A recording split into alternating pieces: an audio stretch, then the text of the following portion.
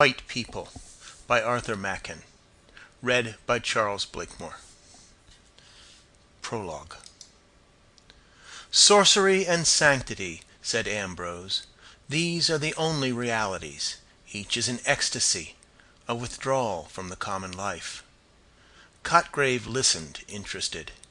He had been brought by a friend to this mouldering house in a northern suburb, through an old garden to the room where Ambrose the recluse dozed and dreamed over his books. Yes, he went on, magic is justified of her children. There are many, I think, who eat dry crusts and drink water with a joy infinitely sharper than anything within the experience of the practical epicure. You are speaking of the saints? Yes, and of the sinners too. I think you're falling into the very general error of confining the spiritual world to the supremely good. But the supremely wicked, necessarily, have their portion in it. The merely carnal, sensual man can no more be a great sinner than he can be a great saint. Most of us are just indifferent, mixed-up creatures. We muddle through the world without realizing the meaning and the inner sense of things, and consequently our wickedness and our goodness are alike second-rate, unimportant. And you think the great sinner, then, will be an ascetic as well as the great saint? Great people of all kinds forsake the imperfect copies and go to the perfect originals. I've no doubt but that many of the very highest among the saints have never done a good action, using the words in their ordinary sense. And on the other hand, there have been those who have sounded the very depths of sin, who all their lives have never done an ill deed. He went out of the room for a moment, and Cotgrave, in high delight, turned to his friend and thanked him for the introduction. "He's grand," he said. "I never saw that kind of lunatic before." Ambrose returned with more whiskey and helped the two men in a liberal manner. He abused the teetotal sect with ferocity as he handed the seltzer, and pouring out a glass of water for himself, was about to resume his monologue when Cotgrave broke in. "I can't stand it, you know," he said. "Your paradoxes are too monstrous. A man may be a great sinner and yet never do anything sinful. Come!" "You're quite wrong," said Ambrose. "I never make paradoxes. I wish I could. I merely said that a man may have an exquisite taste in Romanée Conti, and yet never have even smelt 4 ale. That's all, and it's more like a truism than a paradox, isn't it? Your surprise at my remark is due to the fact that you haven't realized what sin is. Oh, yes, there is a sort of connection between sin with the capital letter and actions which are commonly called sinful, with murder, theft, adultery, and so forth. Much the same connection that there is between the ABC and fine literature. But I believe that the misconception, it is all but universal, arises in great measure from our looking at the matter through social spectacles. We think that a man who does evil to us and to his neighbors must be very evil. So he is, from a social standpoint. But can't you realize that evil, in its essence, is a lonely thing, a passion of the solitary individual soul? Really, the average murderer, qua murderer, is not by any means a sinner in the true sense of the word. He is simply a wild beast that we have to get rid of to save our own necks from his knife. I should class him rather with tigers than with sinners. It seems a little strange. I think not. The murderer murders not from positive qualities, but from negative ones. He lacks something which non-murderers possess. Evil, of course, is wholly positive. It is only on the wrong side. You may believe me that sin in its proper sense is very rare. It is probable that there have been far fewer sinners than saints. Yes, your standpoint is all very well for practical social purposes. We are naturally inclined to think that a person who is very disagreeable to us must be a very great sinner. It is very disagreeable to have one's pocket picked, and we pronounce the thief to be a very great sinner. In truth, he's merely an undeveloped man. He cannot be a saint, of course, but he may be, and often is, an infinitely better creature than thousands who have never broken a single commandment. He is a great nuisance to us, I admit, and we very properly lock him up if we catch him. But between his troublesome and unsocial action and evil, oh, the connection is of the weakest. It was getting very late. The man who had brought Cotgrave had probably heard all this before, since he assisted with a bland and judicious smile. But Cotgrave began to think that his lunatic was turning into a sage. "Do you know," he said, "you interest me immensely. You think, then, that we do not understand the real nature of evil?" "No, I don't think we do. We overestimate it and we underestimate it. We take the very numerous infractions of our social bylaws, the very necessary and very proper regulations which keep the human company together, and we get frightened at the prevalence of sin and evil. But this is really nonsense. Take theft, for example. Have you any horror at the thought of Robin Hood, of the Highland Caterans of the 17th century, of the moss troopers, of the company promoters of our day? Then, on the other hand, we underrate evil. We attach such an enormous importance to the sin of meddling with our pockets and our wives that we have quite forgotten the awfulness of real sin." "And what is sin?" said Cotgrave. "I think I must reply to your question with another. What would your feelings be, seriously, if your cat or dog began to talk to you, and to dispute with you in human accents? You'd be overwhelmed with horror, I'm sure of it. And if the roses in your garden sang a weird song, you would go mad.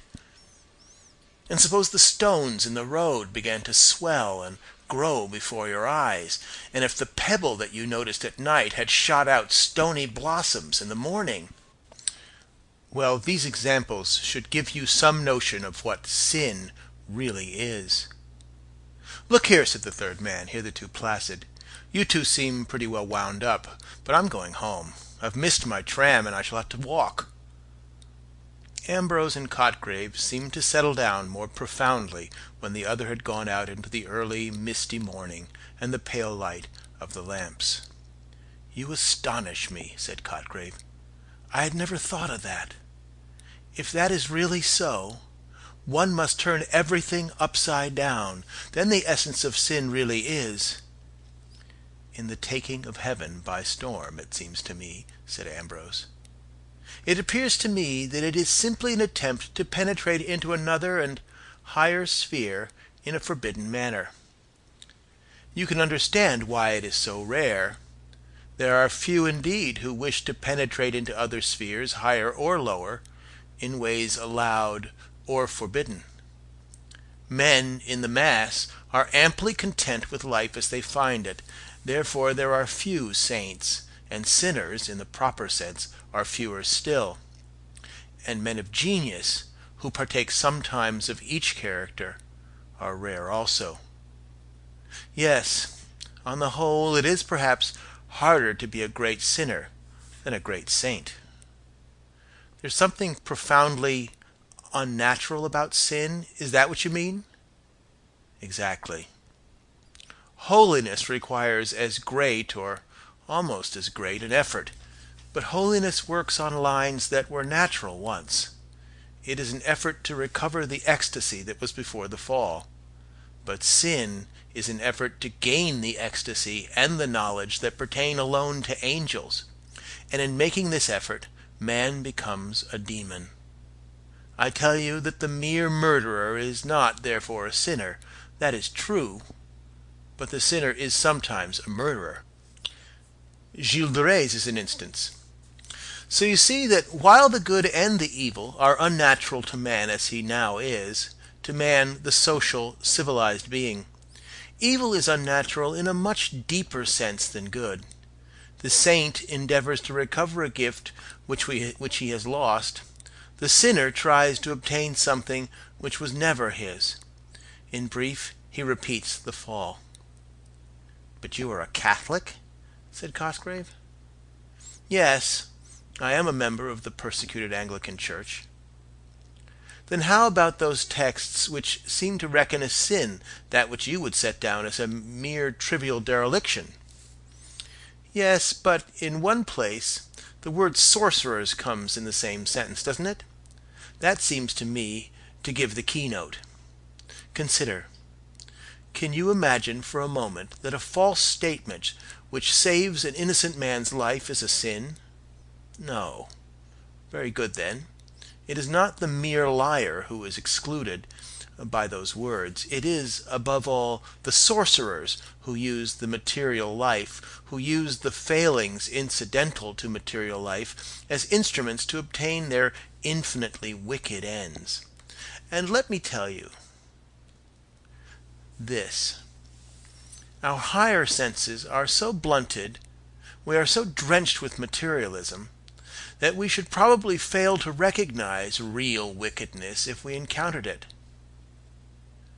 But shouldn't we experience a certain horror, a terror such as you hinted we would experience if a rose tree sang, in the mere presence of an evil man? We should if we were natural. Children and women feel this horror you speak of. Even animals experience it. But with most of us, convention and civilization and education have blinded and deafened and obscured the natural reason. No, sometimes we may recognize evil by its hatred of the good. One doesn't need much penetration to guess at the influence which dictated, quite unconsciously, the Blackwood Review of Keats. But this is purely incidental. And as a rule, I suspect that the hierarchs of Tophet pass quite unnoticed, or perhaps in certain cases, as good but mistaken men. But you used the word unconscious just now of Keats's reviewers. Is wickedness ever unconscious? Always. It must be so. It is like holiness and genius in this as in other points. It is a certain rapture or ecstasy of the soul, a transcendent effort to surpass the ordinary bounds. So, surpassing these, it surpasses also the understanding, the faculty, that takes note of that which comes before it. No, a man may be infinitely and horribly wicked and never suspect it. But I tell you, evil in this, its certain and true sense, is rare, and I think is growing rarer. I'm trying to get hold of it all, said Cotgrave. From what you say, I gather that the true evil differs generically from that which we call evil. Quite so. There is no doubt an analogy between the two, a resemblance such as enables us to use, quite legitimately, such terms as the foot of the mountain and the leg of the table. And sometimes, of course, the two speak, as it were, in the same language. The rough miner or puddler, the untrained, undeveloped tiger man, heated by a quart or two above his usual measure, comes home and kicks his irritating and injudicious wife to death. He is a murderer, and Gilles de Rais is a murderer. But you see the gulf that separates the two? The word, if I may so speak, is accidentally the same in each case, but the meaning is utterly different. It is flagrant Hobson-Jobson to confuse the two, or rather, it is as if one supposed that Juggernaut and the Argonauts had something to do etymologically with one another, and no doubt the same weak likeness or analogy runs between all the social sins and the real spiritual sins, and in some cases, perhaps, the lesser may be schoolmasters to lead one on to the greater, from the shadow to the reality. If you are anything of a theologian, you will see the importance of all this. I am sorry to say, remarked Cotgrave, that I have devoted very little of my time to theology. Indeed, I have often wondered on what grounds theologians have claimed the title of sciences for their favorite study, since the theological books I have looked into have always seemed to me to be concerned with the feeble and obvious pieties, or with the kings of Israel and Judah. I do not care to hear about those kings. Ambrose grinned. We must try to avoid theological discussion, he said. I perceive that you would be a bitter disputant. But perhaps the dates of the kings have as much to do with theology as the hobnails of that murderous puddler with evil. Then, to return to our main subject, you think that sin is an esoteric, occult thing?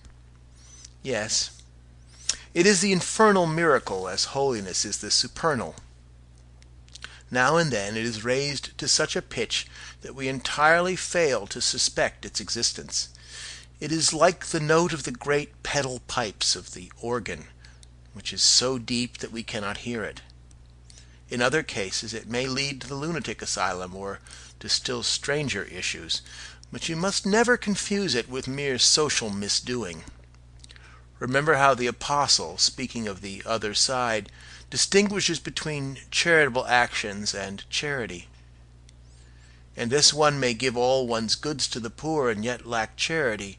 So remember, one may avoid every crime and yet be a sinner. Your psychology is very strange to me, said Cotgrave, but I confess I like it.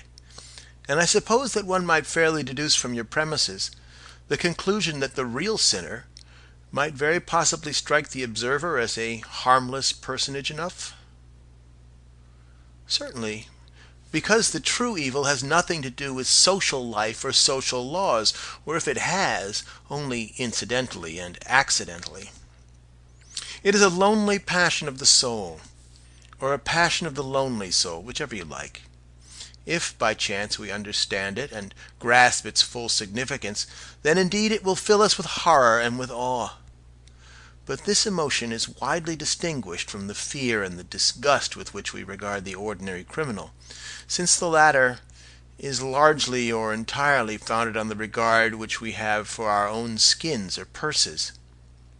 We hate a murderer because we know that we should hate to be murdered, or to have anyone that we like murdered.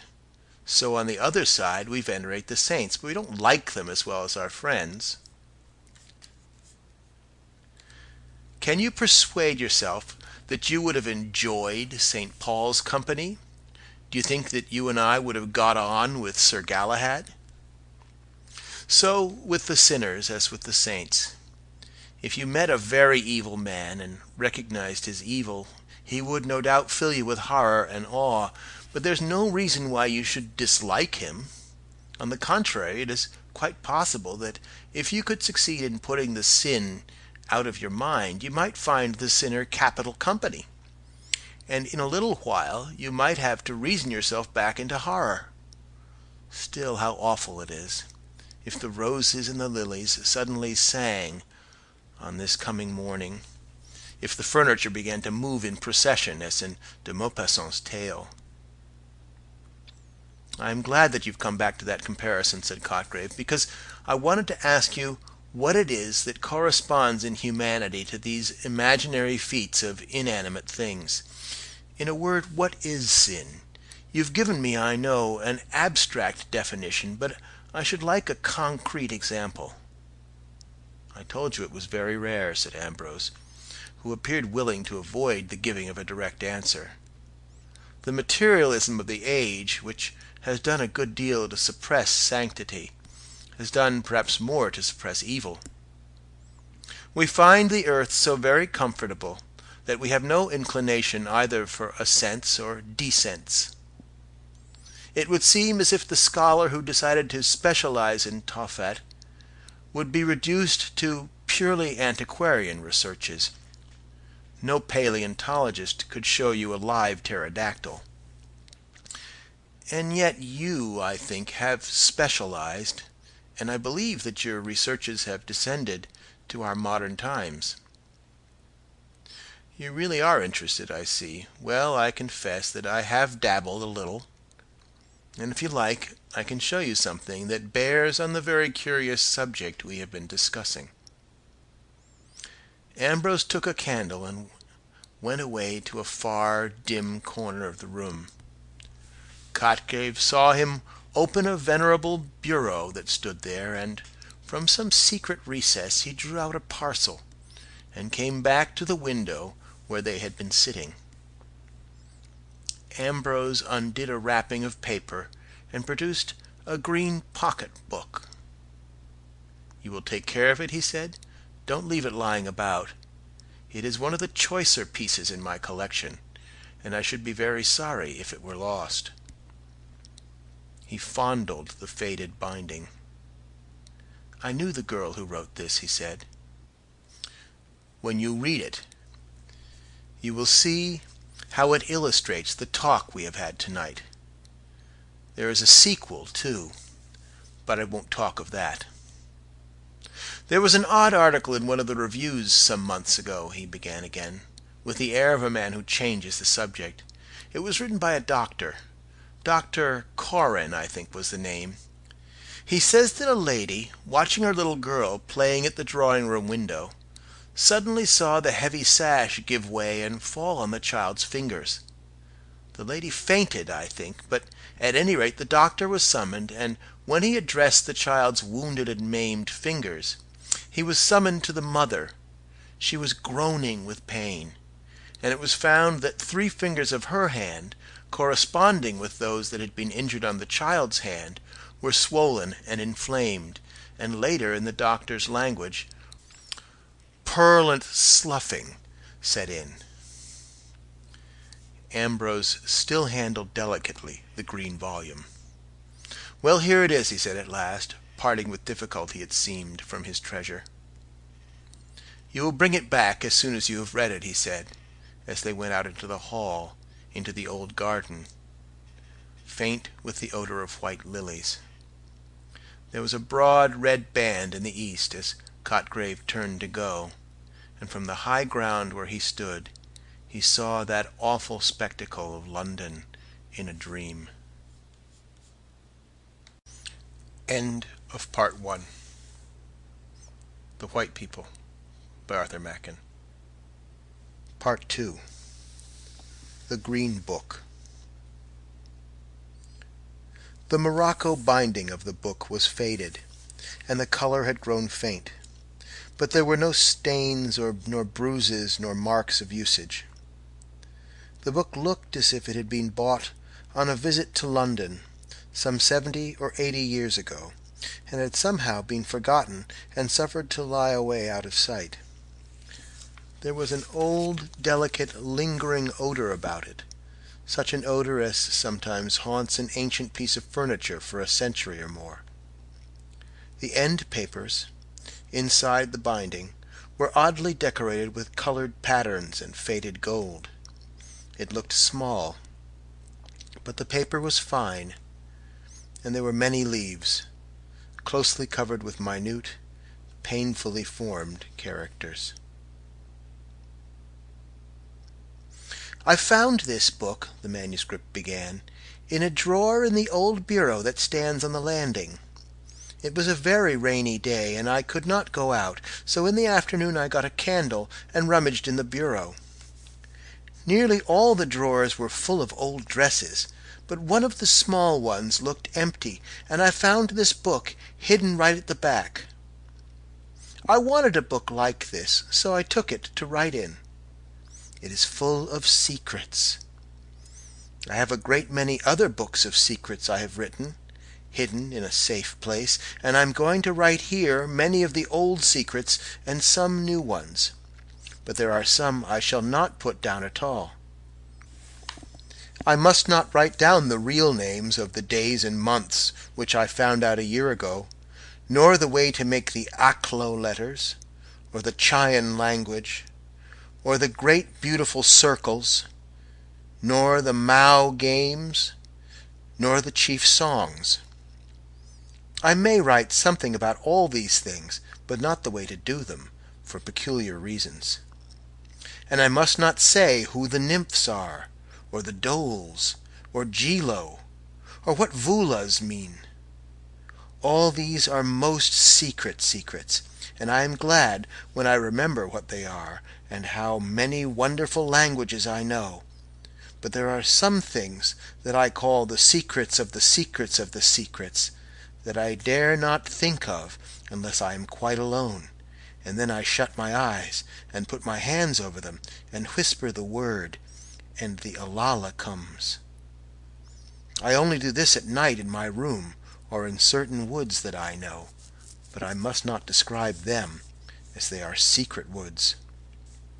Then there are the ceremonies, which are all of them important, but some are more delightful than others. There are the white ceremonies, and the green ceremonies, and the scarlet ceremonies. The scarlet ceremonies are the best, but there is only one place where they can be performed properly, though there is a very nice imitation, which I have done in other places. Besides these, I have the dances, and the comedy, and I have done the comedy sometimes when the others were looking and they didn't understand anything about it. I was very little when I first knew about these things. When I was very small and Mother was alive, I can remember remembering things before that, only it has all got confused. But I remember when I was 5 or 6, I heard them talking about me when they thought I was not noticing. They were saying how queer I was a year or two before, and how Nurse had called my mother to come and listen to me talking all to myself, and I was saying words that nobody could understand. I was speaking the Zoo language, but I only remember a very few of the words, as it was about the little white faces that used to look at me when I was lying in my cradle.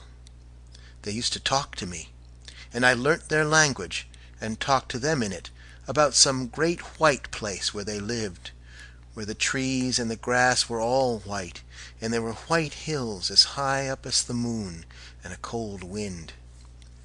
I have often dreamed of it afterwards, but the faces went away when I was very little. But a wonderful thing happened when I was about 5. My nurse was carrying me on her shoulder. There was a field of yellow corn, and we went through it. It was very hot. Then we came to a path through a wood, and a tall man came after us, and went with us, till we came to a place where there was a deep pool, and it was very dark and shady. Nurse put me down on the soft moss under a tree, and she said, "She can't get to the pond now." So they left me there, and I sat quite still and watched, and out of the water and out of the wood came 2 wonderful white people, and they began to play and dance and sing. They were a kind of creamy white, like the old ivory figure in the drawing-room.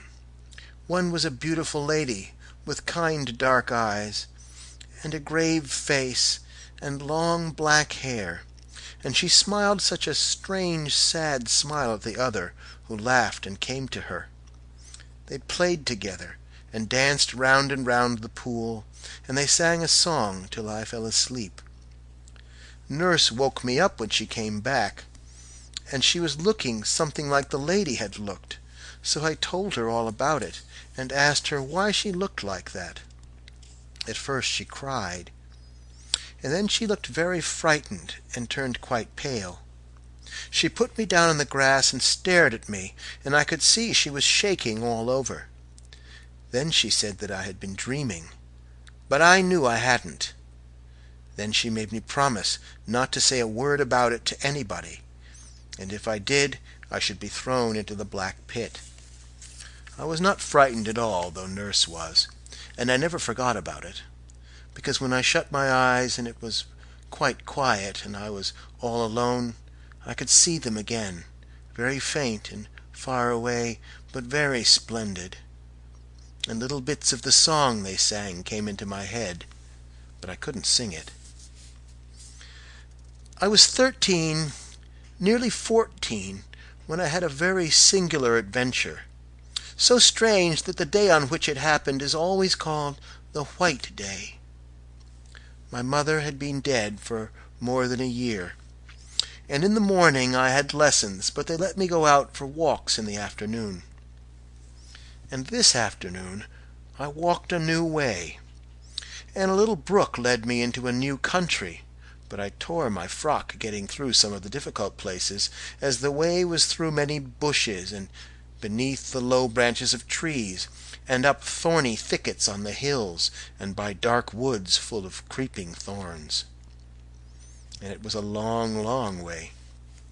It seemed as if I was going on for ever and ever, and I had to creep by a place like a tunnel, where a brook must have been, but all the water had dried up, and the floor was rocky, and the bushes had grown overhead until they met, so that it was quite dark. And I went on and on through that dark place. It was a long, long way. And I came to a hill that I never saw before. I was in a dismal thicket, full of black, twisted boughs that tore me as I went through them, and I cried out because I was smarting all over.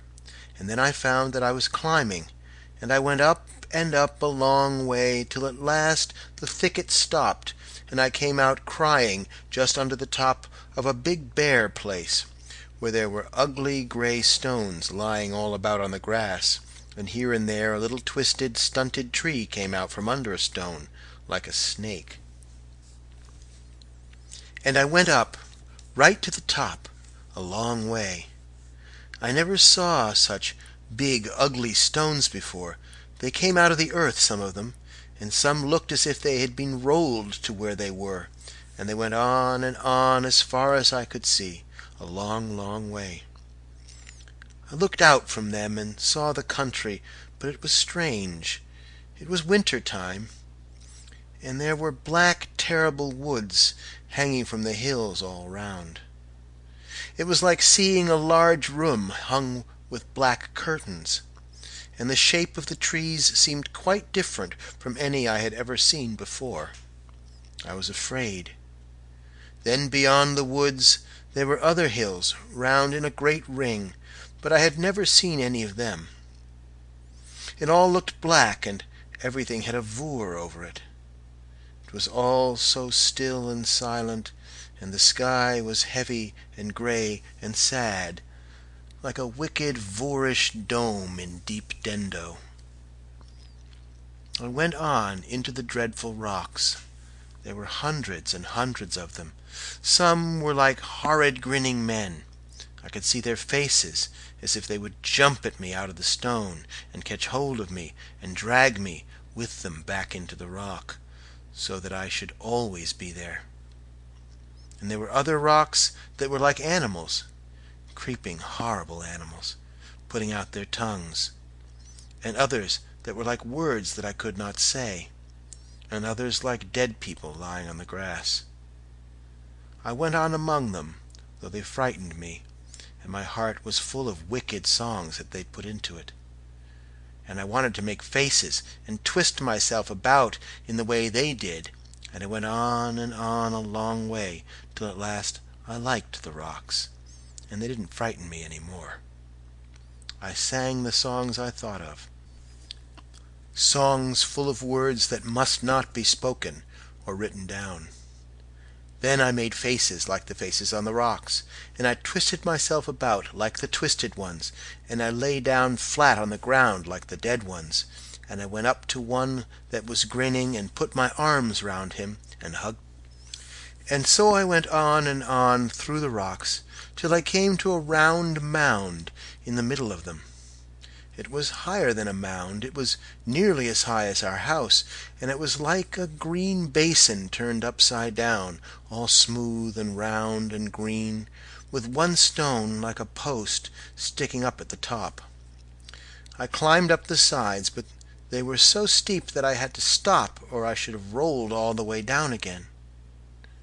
And I should have knocked against the stones at the bottom and perhaps been killed. But I wanted to get up to the very top of the big round mound. So I lay down flat on my face and took hold of the grass with my hands and drew myself up, bit by bit, till I was at the top. Then I sat down on the stone in the middle and looked all round about. I felt I had come such a long, long way, just as if I were 100 miles from home, or in some other country, or in one of the strange places I had read about in the tales of the genie and the Arabian Nights, or as if I had gone across the sea, far away, for years, and I had found another world that nobody had ever seen or heard of before, or as if I had somehow flown through the sky and fallen on one of the stars I had read about, where everything is dead and cold and gray, and there is no air, and the wind doesn't blow. I sat on the stone and looked all round and down and round about me. It was just as if I was sitting on a tower in the middle of a great empty town, because I could see nothing all around but the gray rocks on the ground. I couldn't make out their shapes any more, but I could see them on for a long way, and I looked at them, and they seemed as if they had been arranged into patterns and shapes and figures. I knew they couldn't be, because I had seen a lot of them coming right out of the earth, joined to the deep rocks below. So I looked again, but still I saw nothing but circles, and small circles inside big ones, and pyramids, and domes, and spires, and they seemed all to go round and round the place where I was sitting, and the more I looked, the more I saw great big rings of rocks, getting bigger and bigger, and I stared so long that it felt as if they were all moving and turning like a great wheel, and I was turning, too, in the middle. I got quite dizzy and queer in the head, and everything began to be hazy and not clear, and I saw little sparks of blue light, and the stones looked as if they were springing and dancing and twisting as they went round and round and round. I was frightened again, and I cried out loud, and jumped up from the stone I was sitting on, and fell down. When I got up, I was so glad they all looked still, and I sat down on top and slid down the mound and went on again. I danced as I went, in the peculiar way the rocks had danced when I got giddy, and I was so glad I could do it quite well. And I danced and danced along, and sang extraordinary songs that came into my head. At last I came to the edge of that great flat hill, and there were no more rocks, and the way went again through a dark thicket in a hollow. It was just as bad as the other one I went through, climbing up, but I didn't mind this one, because I was so glad I had seen those singular dances and could imitate them. I went down, creeping through the bushes, and a tall nettle stung me on my leg and made me burn, but I didn't mind it, and I tingled with the boughs and the thorns, but I only laughed and sang. Then I got out of the thicket into a close valley, a little secret place, like a dark passage that nobody ever knows of, because it was so narrow and deep and the woods were so thick round it. There is a steep bank with trees hanging over it, and there the ferns keep green all through the winter, when they are dead and brown on the hill. And the ferns there have a sweet, rich smell, like what oozes out of fir trees. There was a little stream of water running down this valley, so small that I could easily step across it. I drank the water with my hand, and it tasted like bright yellow wine, and it sparkled and bubbled as it ran down over beautiful red and yellow and green stones, so that it seemed alive and all colors at once. I drank it, and I drank more with my hand. but I couldn't drink enough, so I lay down and bent my head and sucked the water up with my lips. It tasted much better drinking that way, and a ripple would come up to my mouth and give me a kiss, and I laughed and drank again, and pretended there was a nymph, like the one in the old picture at home, who lived in the water and was kissing me. So I bent low down to the water, and put my lips softly to it, and whispered to the nymph that I would come again. I felt sure it could not be common water. I was so glad when I got up and went on. And I danced again, and went up and up the valley under hanging hills. And when I came to the top, the ground rose up in front of me, tall and steep as a wall, and there was nothing but the green wall and the sky. I thought of forever and forever, world without end, amen. And I thought I must have really found the end of the world, because it was like the end of everything, as if there could be nothing at all beyond, except the kingdom of Vur, where the light goes when it is put out, and the water goes when the sun takes it away. I began to think of all the long, long way I had journeyed, how I had found a brook and followed it on, and gone through bushes and thorny thickets, and dark woods full of creeping thorns. Then I had crept up a tunnel under trees, and climbed a thicket, and seen all the gray rocks, and sat in the middle of them when they turned round. And then I had gone on through the gray rocks, and come down the hill through the stinging thicket, and up the dark valley, all a long, long way.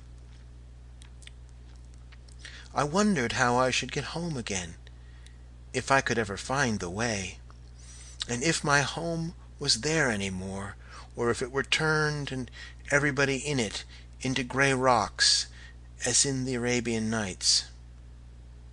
So I sat down on the grass and thought what I should do next. I was tired, and my feet were hot with walking, and as I looked about I saw there was a wonderful well just under the high, steep wall of grass. All the ground round it was covered with bright green dripping moss. There was every kind of moss there, moss like beautiful little ferns, and like palms and fir trees, and it was all green as jewelry, and drops of water hung on it like diamonds. And in the middle was the great well, deep and shining and beautiful, so clear that it looked as if I could touch the red sand at the bottom, but it was far below. I stood by it and looked in, as if I were looking in a glass. At the bottom of the well, in the middle of it, the red grains of sand were moving and stirring all the time, and I saw how the water bubbled up, but at the top it was quite smooth and full and brimming. It was a great well, large like a bath, and with the shining, glittering green moss about it, it looked like a great white jewel, with green jewels all around. My feet were so hot and tired that I took off my boots and stockings and let my feet down into the water, and the water was soft and cold, and when I got up I wasn't tired any more, and I felt I must go on, farther and farther, and see what was on the other side of the wall. I climbed up it very slowly, going sideways all the time, and when I got to the top and looked over, I was in the queerest country I had seen, stranger even than the hill of the gray rocks. It looked as if earth children had been playing there with their spades, as it was all hills and hollows, and castles and walls made of earth and covered with grass. There were 2 mounds like big beehives, round and great and solemn, and then hollow basins, and then a steep mounting wall like the ones I saw once by the seaside where the big guns and the soldiers were. I nearly fell into one of the round hollows, it went away from under my feet so suddenly, and I ran fast down the side and stood at the bottom and looked up. It was strange and solemn to look up. There was nothing but the gray heavy sky and the sides of the hollow, Everything else had gone away, and the hollow was the whole world, and I thought that at night it must be full of ghosts and moving shadows, and pale things, where the moon shone down to the bottom at the dead of night, and the wind wailed up above. It was so strange and solemn and lonely, like a hollow temple of dead heathen gods. It reminded me of a tale my nurse had told me when I was quite little. It was the same nurse that took me into the wood where I saw the beautiful white people. And I remembered how nurse had told me the story one winter night when the wind was beating the trees against the wall and crying and moaning in the nursery chimney. She said there was, somewhere or other, a hollow pit, just like the one I was standing in. Everybody was afraid to go into it or near it, it was such a bad place. But once upon a time there was a poor girl who said she would go into the hollow pit, and everybody tried to stop her, but she would go. And she went down into the pit, and came back laughing, and said there was nothing there at all, except green grass and red stones and white stones and yellow flowers.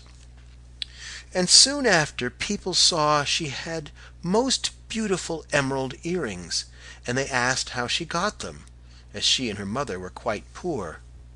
But she laughed and said her earrings were not made of emeralds at all, but only of green grass. Then one day she wore on her breast the reddest ruby that anyone had ever seen, and it was as big as a hen's egg, and glowed and sparkled like a hot burning coal of fire. And they asked how she got it, as she and her mother were quite poor.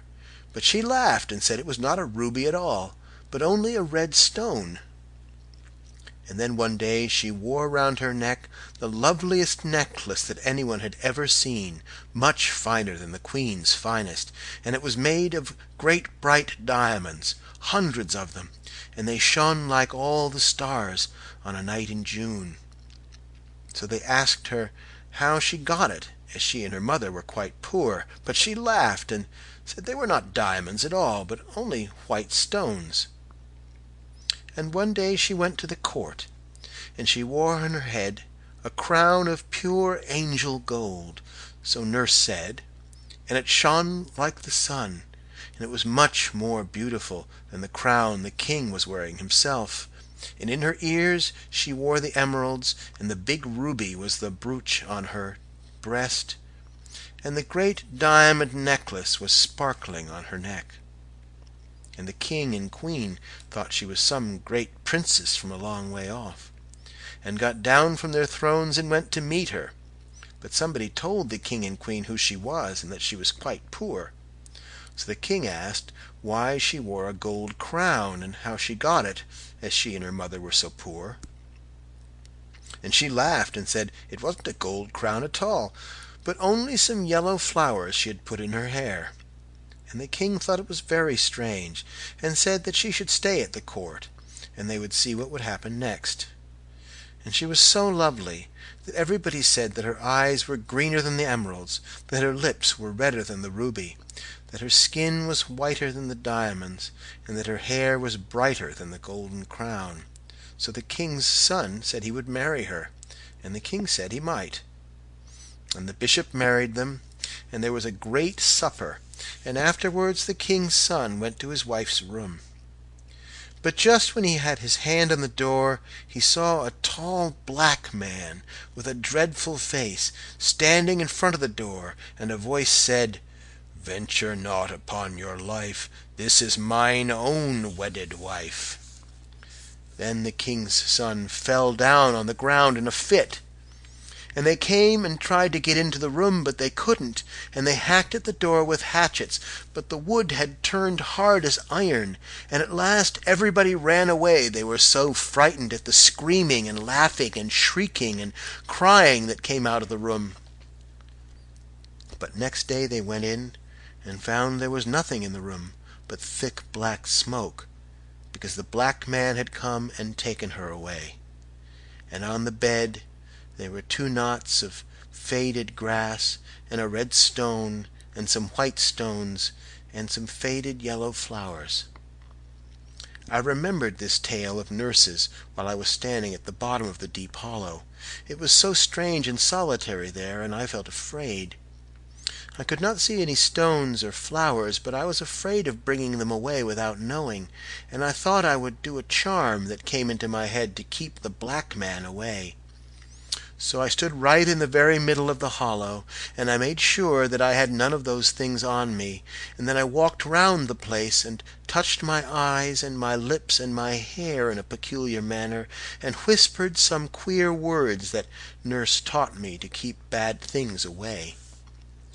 Then I felt safe and climbed up out of the hollow, and went on through all those mounds and hollows and walls till I came to the end, which was high above all the rest. And I could see that all the different shapes of the earth were arranged in patterns, something like the gray rocks, only the pattern was different. It was getting late, and the air was indistinct, but it looked from where I was standing something like two great figures of people lying on the grass. And I went on, and at last I found a certain wood which is too secret to be described, and nobody knows of the passage into it, which I found out in a very curious manner by seeing some little animal run into the wood through it. So I went after the animal by a very narrow, dark way under thorns and bushes, and it was almost dark when I came to a kind of open place in the middle. And there I saw the most wonderful sight I have ever seen, but it was only for a minute, as I ran away directly and crept out of the wood by the passage I had come by, and ran as fast as ever I could, because I was afraid. What I had seen was so wonderful and so strange and beautiful. But I wanted to get home and think of it, and I did not know what might not happen if I stayed by the wood. I was hot all over, and trembling, and my heart was beating, and strange cries that I could not help came from me as I ran from the wood. I was glad that a great white moon came up from over a round hill and showed me the way. So I went back through the hollows and mounds and down the close valley, and up through the thicket over the place of the gray rocks, and so at last I got home again. My father was busy in his study, and the servants had not told about my not coming home, though they were frightened, and wondered what they ought to do, so I told them I had lost my way, but I did not let them find out the real way I had been. I went to bed and lay awake all through the night, thinking of what I had seen. When I came out of the narrow way, and it looked all shining, though the air was dark, it seemed so certain, and all the way home I was quite sure that I had seen it, and I wanted to be alone in my room and be glad over it all to myself, and shut my eyes, and pretend it was there, and do all the things I would have done if I had not been so afraid. But when I shut my eyes, the sight would not come, and I began to think about my adventures all over again, and I remembered how dusky and queer it was at the end, and I was afraid it must be all a mistake, because it seemed impossible it could happen. It seemed like one of Nurse's tales, which I didn't really believe in, though I was frightened at the bottom of the hollow. And the stories she told me when I was little came back into my head, and I wondered whether it was really there what I thought I had seen, or whether any of her tales could have happened a long time ago. It was so queer. I lay awake there in my room at the back of the house, and the moon was shining on the other side towards the river, so the bright light did not fall upon the wall, and the house was quite still. I had heard my father come upstairs, and just after the clock struck 12, and after the house was still and empty, as if there was nobody alive in it. And though it was all dark and indistinct in my room, a pale glimmering kind of light shone in through the white blind, and once I got up and looked out, and there was a great black shadow of the house covering the garden, looking like a prison where men are hanged. And then beyond it was all white, and the wood shone white with black gulfs between the trees. It was still and clear, and there were no clouds in the sky. I wanted to think of what I had seen, but I couldn't, and I began to think of all the tales that Nurse had told me so long ago that I thought I had forgotten, but they all came back, and mixed up with the thickets, and the grey rocks, and the hollows in the earth, and the secret wood, till I hardly knew what was new and what was old, or whether it was not all dreaming. And then I remembered that hot summer afternoon so long ago, when Nurse left me by myself in the shade, and the white people came out of the water and out of the wood, and played and danced and sang, and I began to fancy that Nurse told me about something like it before I saw them, only I couldn't recollect exactly what she told me. Then I wondered whether she had been the White Lady, as I remembered she was just as white and beautiful, and had the same dark eyes and black hair.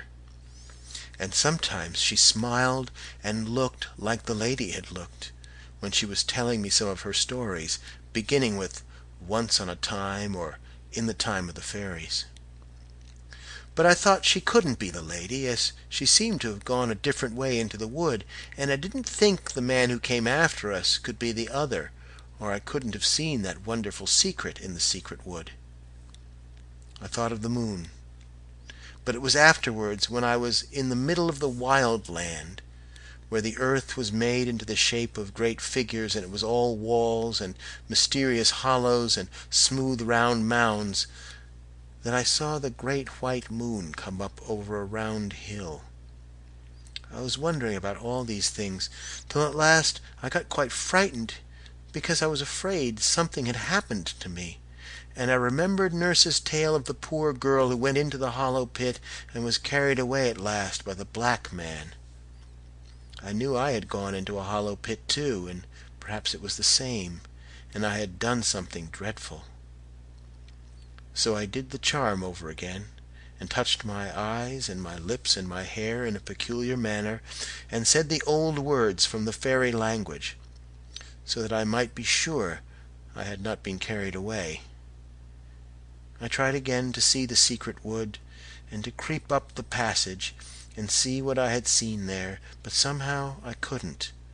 And I kept on thinking of Nurse's stories. There was one I remembered about a young man who once upon a time went hunting, and all the day he and his hounds hunted everywhere, and they crossed the rivers, and went into all the woods, and went round the marshes, but they couldn't find anything at all, and they hunted all day till the sun sank down and began to set behind the mountain.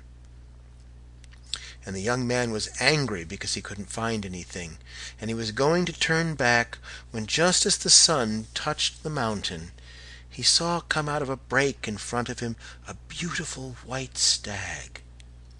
And he cheered to his hounds, but they whined and would not follow, and he cheered to his horse, but it shivered and stood stock still. And the young man jumped off the horse and left the hounds, and began to follow the white stag all alone.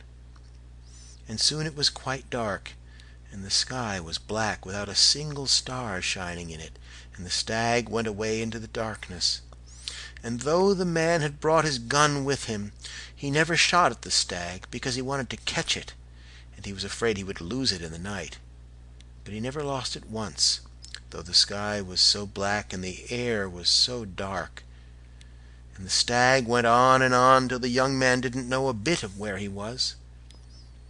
And they went through enormous woods, where the air was full of whispers, and a pale dead light came out of the rotten trunks that were lying on the ground. And just as the man thought he had lost the stag, he would see it, all white and shining in front of him, and he would run fast to catch it, but the stag always ran faster, so he did not catch it. And they went through the enormous woods, and they swam across rivers, and they waded through black marshes where the ground bubbled, and the air was full of will-o'-the-wisps, and the stag fled away down into rocky, narrow valleys, where the air was like the smell of a vault, and the man went after it. They went over the great mountains, and the man heard the wind come down from the sky, and the stag went on, and the man went after. At last the sun rose, and the young man found he was in a country he had never seen before. It was a beautiful valley, with a bright stream running through it, and a great big round hill in the middle. And the stag went down the valley towards the hill, and it seemed to be getting tired, and went slower and slower, and though the man was tired too, he began to run faster, and he was sure he could catch the stag at last. But just as they got to the bottom of the hill, and the man stretched out his hand to catch the stag, it vanished into the earth, and the man began to cry. He was so sorry that he had lost it after all his long hunting. But as he was crying, he saw there was a door in the hill just in front of him, and he went in, and it was quite dark, but he went on, as he thought he would find the white stag. And all of a sudden it got light, and there was the sky, and the sun shining, and the birds singing in the trees, and there was a beautiful fountain. And by the fountain a lovely lady was sitting, who was the queen of the fairies, and she told the man she had changed herself into a stag to bring him there because she loved him so much. Then she brought out a great gold cup covered with jewels from her fairy palace, and she offered him wine in the cup to drink. And he drank, and the more he drank, the more he longed to drink, because the wine was enchanted. So he kissed the lovely lady, and she became his wife. And he stayed all that day and all that night in the hill where she lived. And when he woke, he found he was lying on the ground, close to where he had seen the stag first, and his horse was there, and his hounds were there waiting. And he looked up, and the sun sank behind the mountain. And he went home and lived a long time, but he would never kiss any other lady, because he had kissed the queen of the fairies, and he would never drink common wine any more, because he had drunk enchanted wine. And sometimes nurse told me tales that she had heard from her great-grandmother, who was very old, and lived in a cottage on the mountain all alone. And most of these tales were about a hill where people used to meet at night long ago, and they used to play all sorts of strange games, and do queer things that nurse told me of, but I couldn't understand. And now, she said, everybody but her great-grandmother had forgotten all about it, and nobody knew where the hill was, not even her great-grandmother. But she told me one very strange story about the hill, and I trembled when I remembered it. She said that people always went there in summer when it was very hot, and they had to dance a good deal. It would be all dark at first, and there were trees there, which made it much darker, and people would come one by one from all directions by a secret path which nobody else knew. And 2 persons would keep the gate, and everyone as they came up had to give a very curious sign, which nurse showed me as well as she could, but she said she couldn't show me properly. And all kinds of people would come. There would be gentlefolks and village folks, and some old people, and boys and girls, and quite small children who sat and watched. And it would all be dark as they came in, except in one corner, where someone was burning something that smelt strong and sweet and made them laugh. And there one would see a glaring of coals, and the smoke mounting up red. So they would all come in, and when the last had come there was no door any more, so that no one else could get in, even if they knew there was anything beyond. And once a gentleman who was a stranger, and had ridden a long way, lost his path at night, and his horse took him into the very middle of the wild country, where everything was upside down, and there were dreadful marshes, and great stones everywhere, and holes underfoot, and the trees looked like gibbet posts, because they had great black arms that stretched out across the way. And this strange gentleman was very frightened, and his horse began to shiver all over, and at last it stopped and wouldn't go any farther. And the gentleman got down and tried to lead the horse, but it wouldn't move, and it was all covered with sweat, like death. So the gentleman went on all alone, going farther and farther into the wild country, till at last he came to a dark place, where he heard shouting and singing and crying like nothing he had ever heard before. It all sounded quite close to him, but he couldn't get in, until he began to call, and while he was calling, something came behind him, and in a minute his mouth and arms and legs were all bound up, and he fell into a swoon. And when he came to himself, he was lying by the roadside, just where he had first lost his way, under a blasted oak with a black trunk, and his horse was tied beside him. So he rode on to the town and told the people what had happened, and some of them were amazed, but others knew. So when once everybody had come, there was no door at all for anybody else to pass in by. And when they were all inside, round in a ring, touching each other, someone began to sing in the darkness, and someone else would make a noise like thunder with a thing they had on purpose. And on still nights people would hear the thundering noise far, far away beyond the wild land, and some of them, who thought they knew what it was, used to make a sign on their breasts when they woke up in their beds at dead of night and heard that terrible deep noise like thunder on the mountains. And the noise and the singing would go on and on for a long time, and the people who were in a ring swayed a little to and fro, and the song was in an old, old language that nobody knows now, and the tune was queer. Nurse said her great-grandmother had known someone who remembered a little of it when she was quite a little girl, and Nurse tried to sing some of it to me, and it was so strange a tune that I turned all cold, and my flesh crept as if I had put my hand on something dead. Sometimes it was a man that sang, and sometimes it was a woman, and sometimes the one who sang it did it so well that 2 or 3 people who were there fell to the ground shrieking and tearing with their hands. The singing went on, and the people in the ring kept swaying to and fro for a long time, and at last the moon would rise over a place they called the Toll Dale, and came up and showed them swinging and swaying from side to side, with the sweet thick smoke curling up from the burning coals and floating in circles all round them. Then they had their supper. A boy and a girl brought it to them. The boy carried a great cup of wine, and the girl carried a cake of bread, and they passed the bread and the wine round and round, but they tasted quite different from common bread and common wine, and changed everybody that tasted them. Then they all rose up and danced, and secret things were brought out from some hiding place, and they played extraordinary games, and danced round and round and round in the moonlight, and sometimes people would suddenly disappear and never be heard of afterwards, and nobody knew what had happened to them. And they drank more of that curious wine, and they made images and worshipped them. And Nurse showed me how the images were made one day when we were out for a walk, and we passed by a place where there was a lot of wet clay.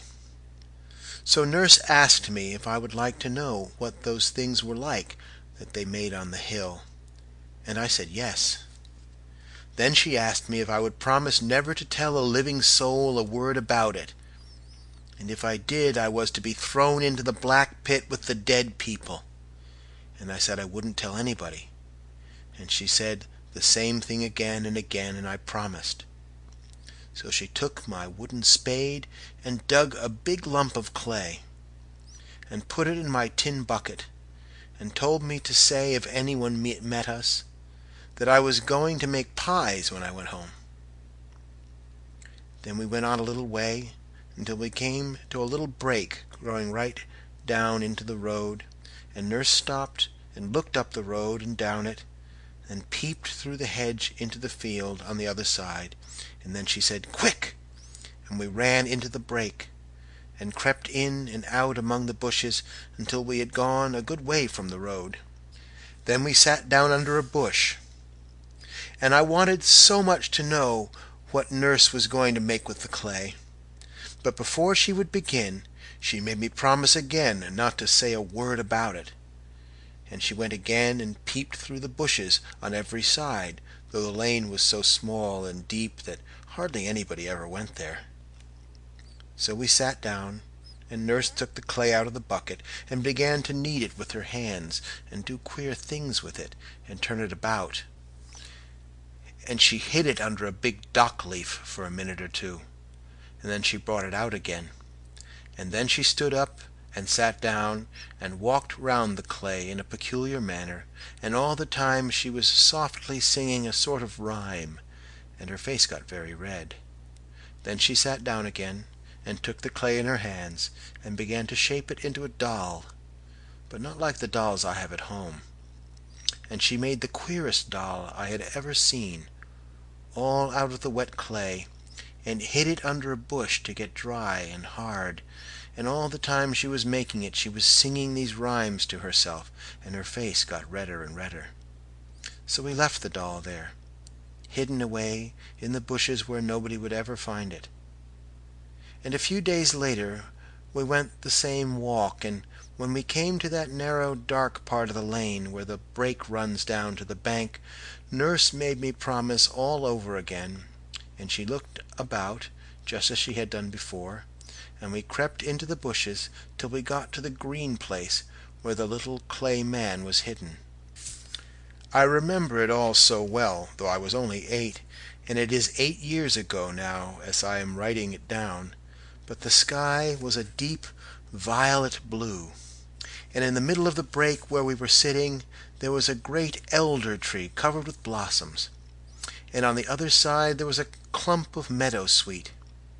And when I think of that day, the smell of the meadowsweet and elder blossom seems to fill the room, and if I shut my eyes I can see the glaring blue sky with little clouds very white floating across it, and Nurse, who went away long ago, sitting opposite me and looking like the beautiful white lady in the wood.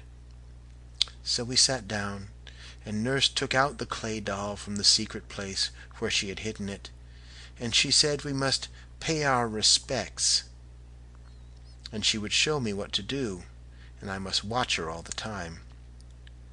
So she did all sorts of queer things with the little clay man, and I noticed she was all streaming with perspiration, though we had walked so slowly, and then she told me to pay my respects, and I did everything she did because I liked her, and it was such an odd game.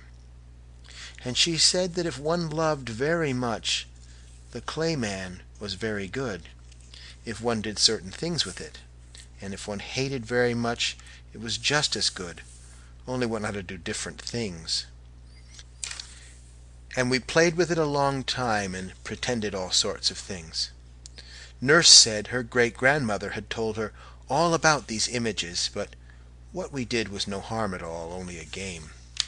But she told me a story about these images that frightened me very much, and that was what I remembered that night as I was lying awake in my room in the pale, empty darkness, thinking of what I had seen and the secret wood. End of Part 2. Part 3. Nurse said there was once a young lady of the high gentry who lived in a great castle, and she was so beautiful that all the gentlemen wanted to marry her, because she was the loveliest lady that anybody had ever seen, and she was kind to everybody, and everybody thought she was very good. But though she was polite to all the gentlemen who wished to marry her, she put them off, and said she couldn't make up her mind, and she wasn't sure she wanted to marry anybody at all. And her father, who was a great lord, was angry, though he was so fond of her, and he asked her why she wouldn't choose a bachelor out of all the handsome young men who came to the castle. But she only said that she didn't love any of them very much, and she must wait, and if they pestered her, she said she would go and be a nun in a nunnery. So all the gentlemen said they would go away and wait for a year and a day, and when a year and a day were gone, they would come back again, and ask her to say which one she would marry. So the day was appointed, and they all went away. And the lady had promised that in a year and a day it would be her wedding day with one of them. But the truth was that she was the queen of the people who danced on the hill on summer nights, and on the proper nights she would lock the door of her room, and she and her maid would steal out of the castle by a secret passage that only they knew of, and go away up to the hill in the wild land. And she knew more of the secret things than anyone else, and more than anyone knew before or after, because she would not tell anybody the most secret secrets.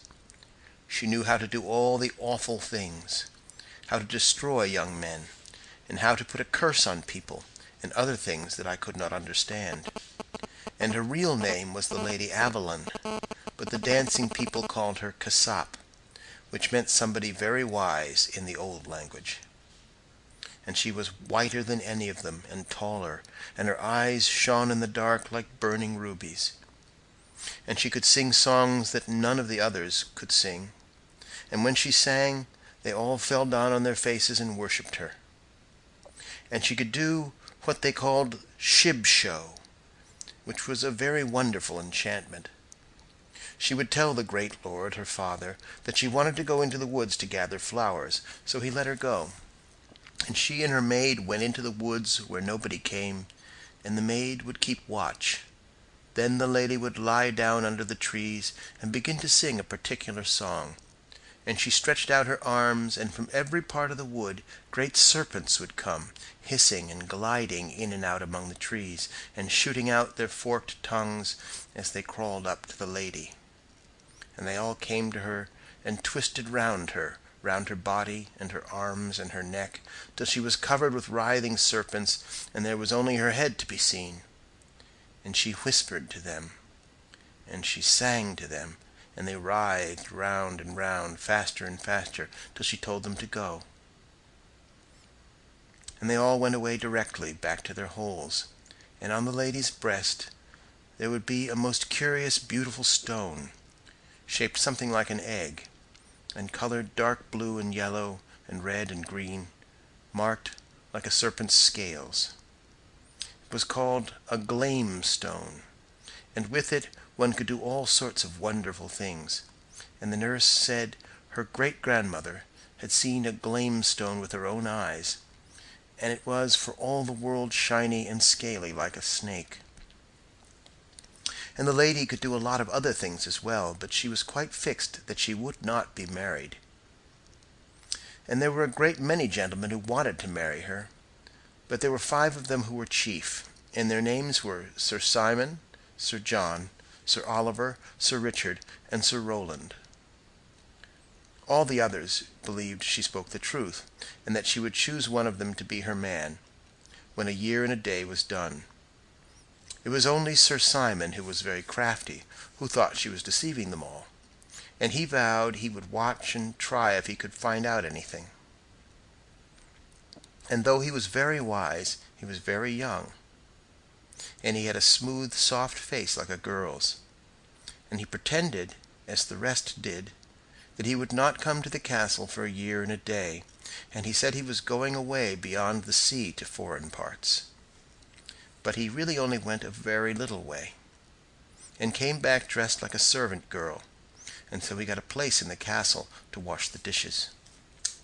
And he waited and watched, and he listened and said nothing, and he hid in dark places, and woke up at night and looked out, and he heard things and he saw things that he thought were very strange. And he was so sly that he told the girl that waited on the lady that he was really a young man, and that he had dressed up as a girl because he loved her so very much and wanted to be in the same house with her. And the girl was so pleased that she told him many things, and he was more than ever certain that the Lady Avalon was deceiving him and the others. And he was so clever and told the servant so many lies that one night he managed to hide in the Lady Avalon's room behind the curtains. And he stayed quite still and never moved, and at last the lady came. And she bent down under the bed and raised up a stone, and there was a hollow place underneath. And out of it she took a waxen image, just like the clay one that I and nurse had made in the break. And all the time her eyes were burning like rubies. and she took the little wax doll up in her arms and held it to her breast, and she whispered and she murmured, and she took it up and she laid it down again, and she held it high and she held it low, and she laid it down again. And she said, "Happy is he that begat the bishop, that ordered the clerk, that married the man, that had the wife, that fashioned the hive, that harbored the bee, that gathered the wax that my own true love was made of." And she brought out of an aumbry a great golden bowl, and she brought out of a closet a great jar of wine, and she poured some of the wine into the bowl, and she laid her manikin very gently in the wine, and washed it in the wine all over. Then she went to a cupboard, and took a small round cake, and laid it on the image's mouth, and then she bore it softly and covered it up. And Sir Simon, who was watching all the time, though he was terribly frightened, saw the lady bend down and stretch out her arms, and whisper and sing, and then Sir Simon saw beside her a handsome young man, who kissed her on the lips. And they drank wine out of the golden bowl together, and they ate the cake together. But when the sun rose, there was only the little wax doll, and the lady hid it again under the bed in the hollow place. So Sir Simon knew quite well what the lady was, and he waited and he watched, till the time she had said was nearly over, and in a week the year and a day would be done. And one night, when he was watching behind the curtains in her room, he saw her making more wax dolls, and she made 5 and hid them away. And the next night she took one out and held it up, and filled the golden bowl with water, and took the doll by the neck and held it under the water. Then she said, "Sir Dickon, Sir Dickon, your day is done. You shall be drowned in the water wan." And the next day news came to the castle that Sir Richard had been drowned at the ford. And at night she took another doll and tied a violet cord round its neck and hung it up on a nail. Then she said, "Sir Rowland, your life has ended its span. High on a tree I see you hang." And the next day news came to the castle that Sir Rowland had been hanged by robbers in the wood. And at night she took another doll, and drove her bodkin right into its heart. Then she said, Sir Noll, so cease your life. Your heart is pierced with the knife." And the next day news came to the castle that Sir Oliver had fought in a tavern, and a stranger had stabbed him to the heart.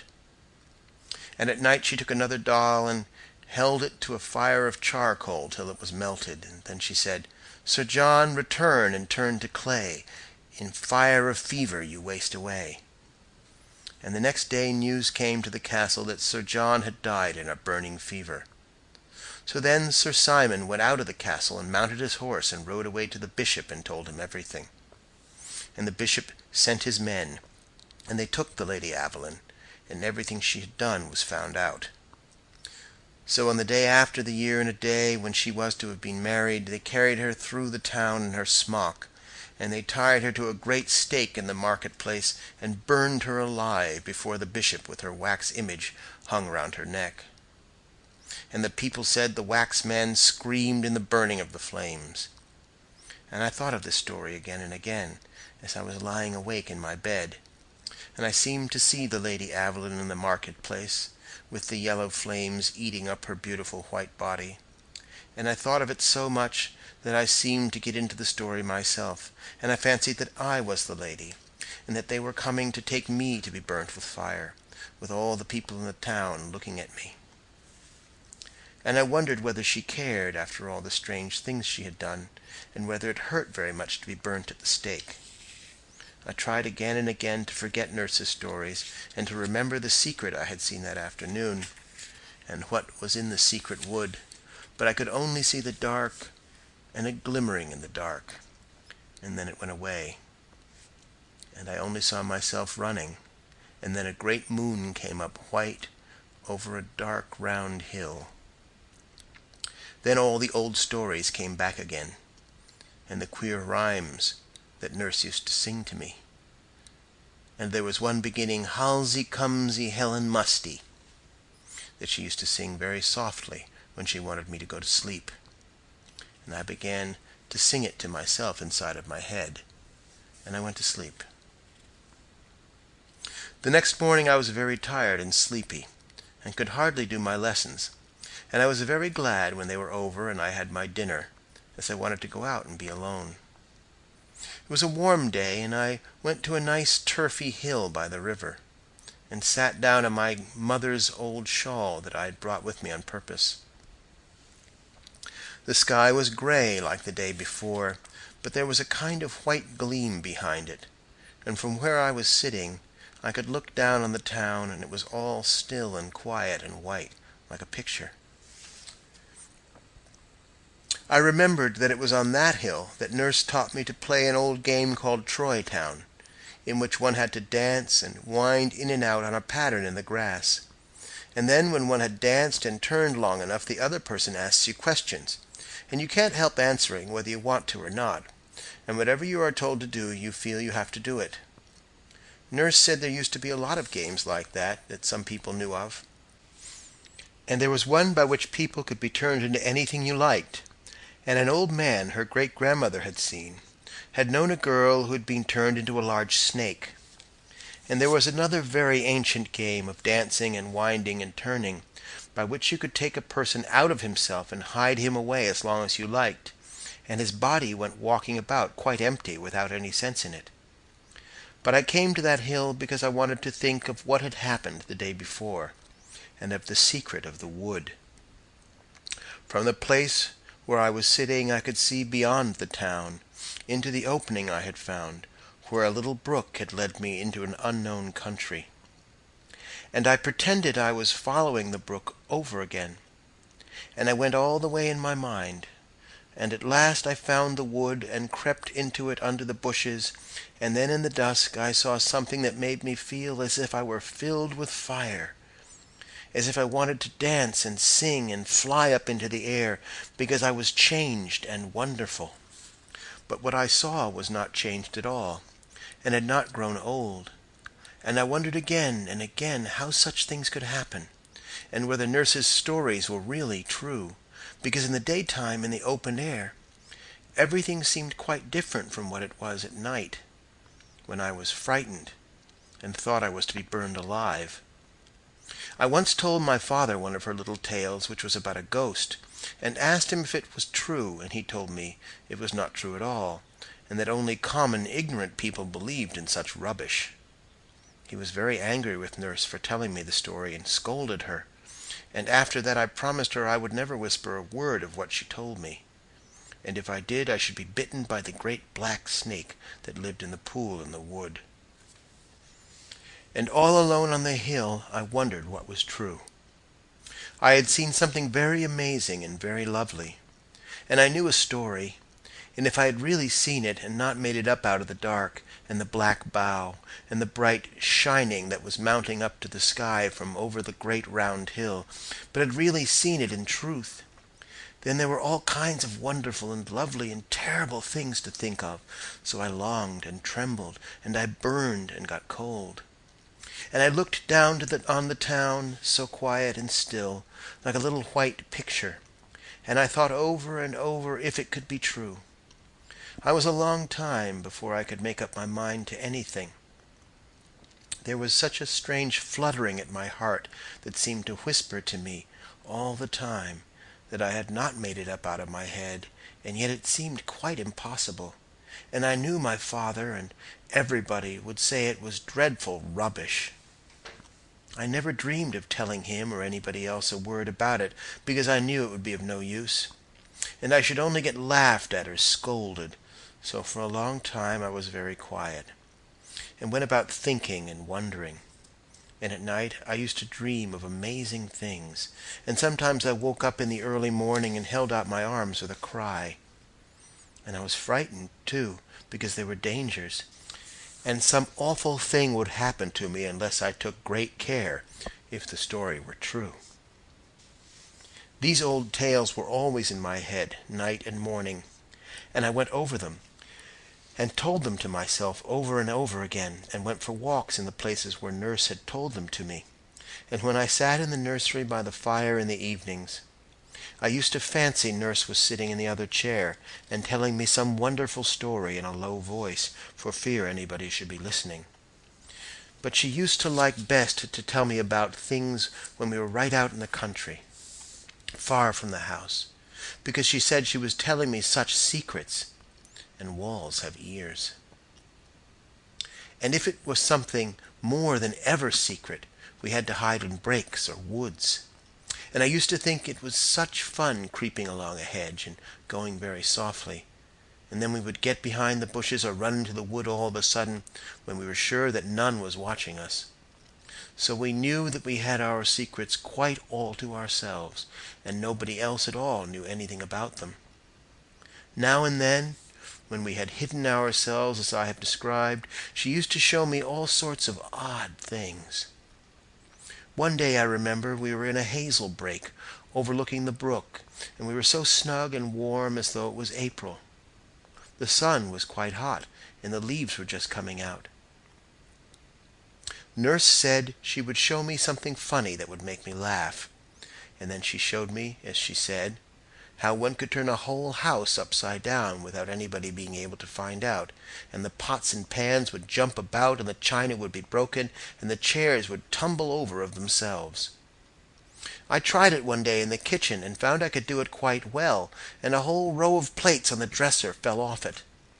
And Cook's little work table tilted up and turned right over before her eyes, as she said, but she was so frightened and turned so white that I didn't do it again, as I liked her. And afterwards in the hazel copse, when she had shown me how to make things tumble about, she showed me how to make rapping noises, and I learnt how to do that too. Then she taught me rhymes to say on certain occasions, and peculiar marks to make on other occasions, and other things that her great-grandmother had taught her when she was a little girl herself. And these were all the things I was thinking about in those days after the strange walk, when I thought I had seen a great secret, and I wished Nurse were there for me to ask her about it, but she had gone away more than 2 years before, and nobody seemed to know what had become of her, or where she had gone. But I shall always remember those days if I live to be quite old, because all the time I felt so strange, wondering and doubting, and feeling quite sure at one time, and making up my mind, and then I would feel quite sure that such things couldn't really happen, and it began all over again. But I took great care not to do certain things that might be very dangerous. So I waited and wondered for a long time, and though I was not sure at all, I never dared to try to find out. But one day I became sure that all that Nurse had said was quite true, and I was all alone when I found it out. I trembled all over with joy and terror. And as fast as I could, I ran into one of the old brakes where we used to go. It was the one by the lane, where Nurse made the little clay man, and I ran into it and I crept into it. And when I came to the place where the elder was, I covered up my face with my hands and lay down flat on the grass, and I stayed there for 2 hours without moving, whispering to myself delicious, terrible things, and saying some words over and over again. It was all true and wonderful and splendid. And when I remembered the story I knew and thought of what I had really seen, I got hot and I got cold, and the air seemed full of scent and flowers and singing.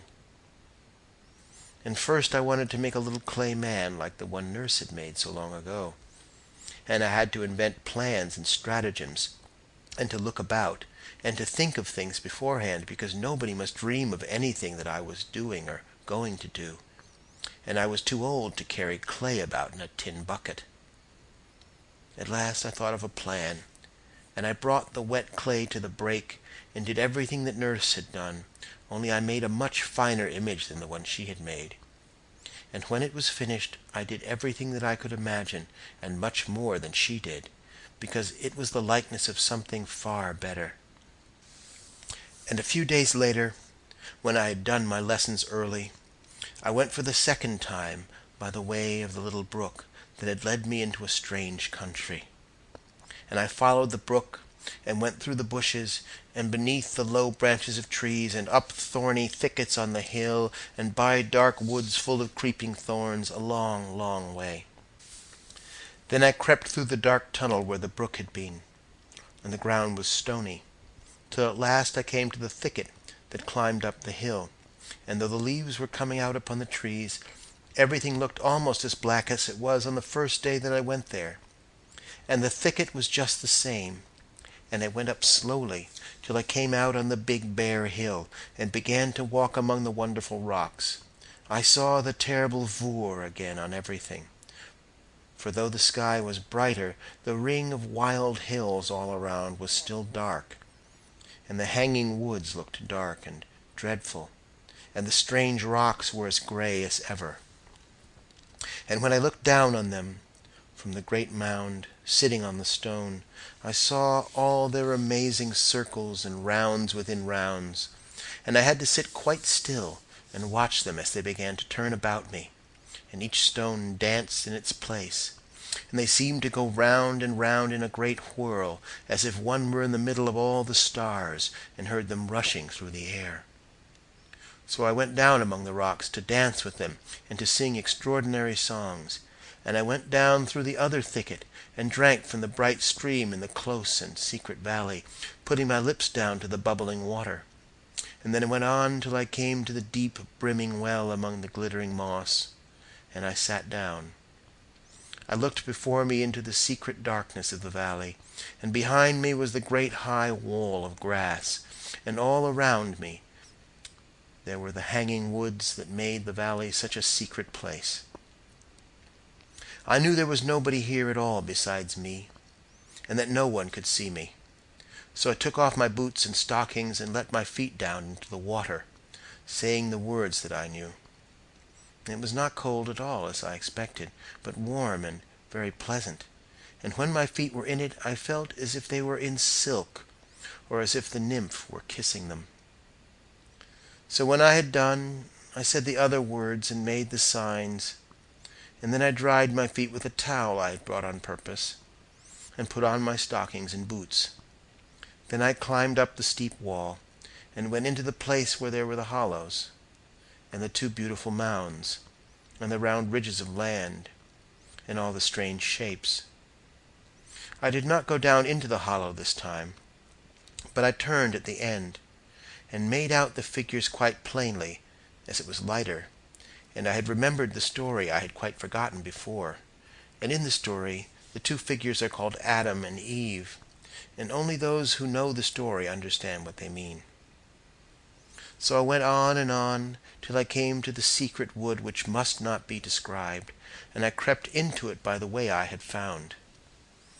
And when I had gone about halfway I stopped and looked round, and got ready, and I bound the handkerchief tightly round my eyes, and made quite sure that I could not see at all, not a twig, nor the end of a leaf, nor the light of the sky, as it was an old red silk handkerchief with large yellow spots that went round twice and covered my eyes, so that I could see nothing. Then I began to go on, step by step, very slowly. My heart beat faster and faster, and something rose in my throat that choked me and made me want to cry out, but I shut my lips and went on. Boughs caught in my hair as I went, and great thorns tore me, but I went on to the end of the path.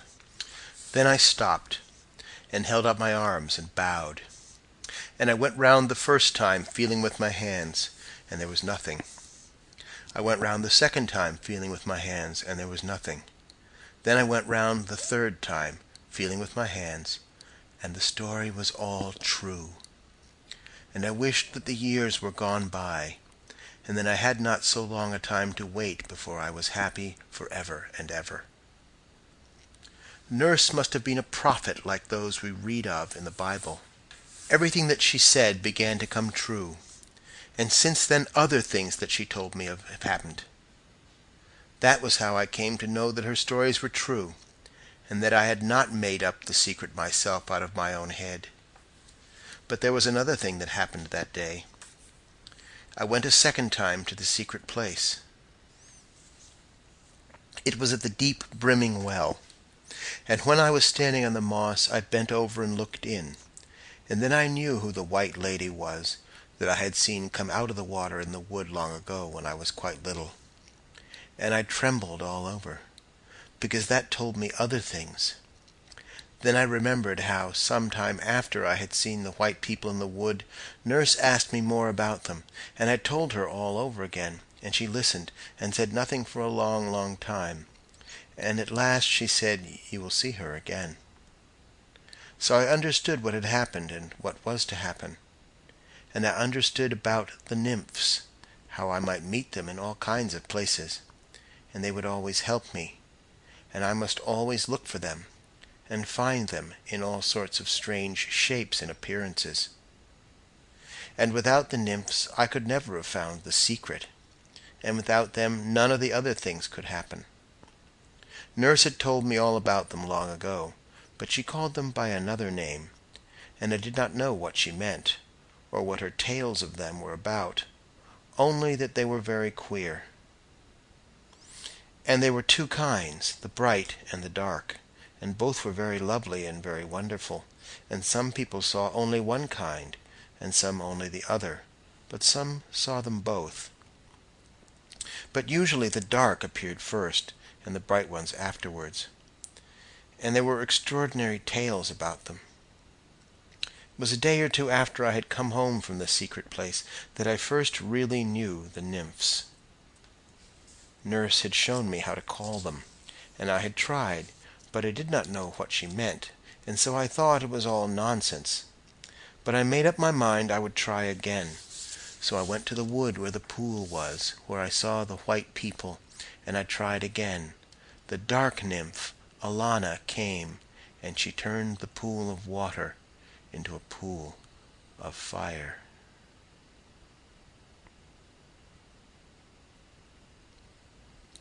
Epilogue. "That's a very queer story," said Cotgrave, handing back the green book to the recluse, Ambrose.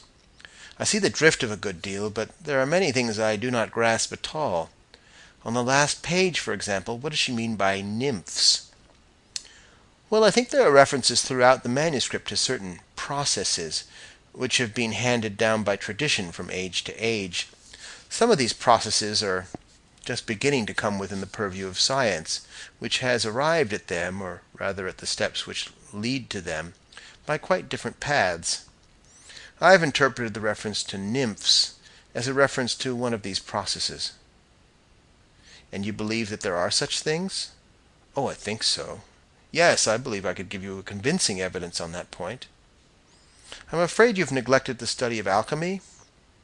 "It is a pity, for the symbolism, at all events, is very beautiful. And moreover, if you were acquainted with certain books on the subject, I could recall to your mind phrases which might explain a good deal in the manuscript which you have been reading." "Yes, but I want to know whether you seriously think that there is any foundation of fact behind these fancies. Is it not all a department of poetry, a curious dream with which man has indulged himself?" "I can only say that it is no doubt better for the great mass of people to dismiss it all as a dream. But if you ask me my veritable belief, that goes quite the other way. No, I should not say belief, but rather knowledge. I may tell you that I have known cases in which men have stumbled quite by accident on certain of these processes, and have been astonished by wholly unexpected results. In the cases I am thinking of, there could have been no possibility of suggestion or subconscious action of any kind. One might as well suppose a schoolboy suggesting the existence of Aeschylus to himself while he plods mechanically through the declensions.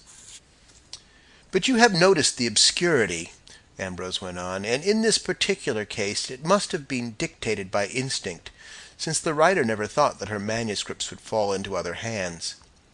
But the practice is universal, and for most excellent reasons. Powerful and sovereign medicines, which are of necessity virulent poisons also, are kept in a locked cabinet. The child may find the key by chance and drink herself dead, but in most cases The search is educational, and the files contain precious elixirs for him who has patiently fashioned the key for himself. You do not care to go into details? No, frankly, I do not. No, you must remain unconvinced. But you saw how the manuscript illustrates the talk we had last week. Is this girl still alive? No. I was one of those who found her. I knew the father well. He was a lawyer, and had always left her very much to herself.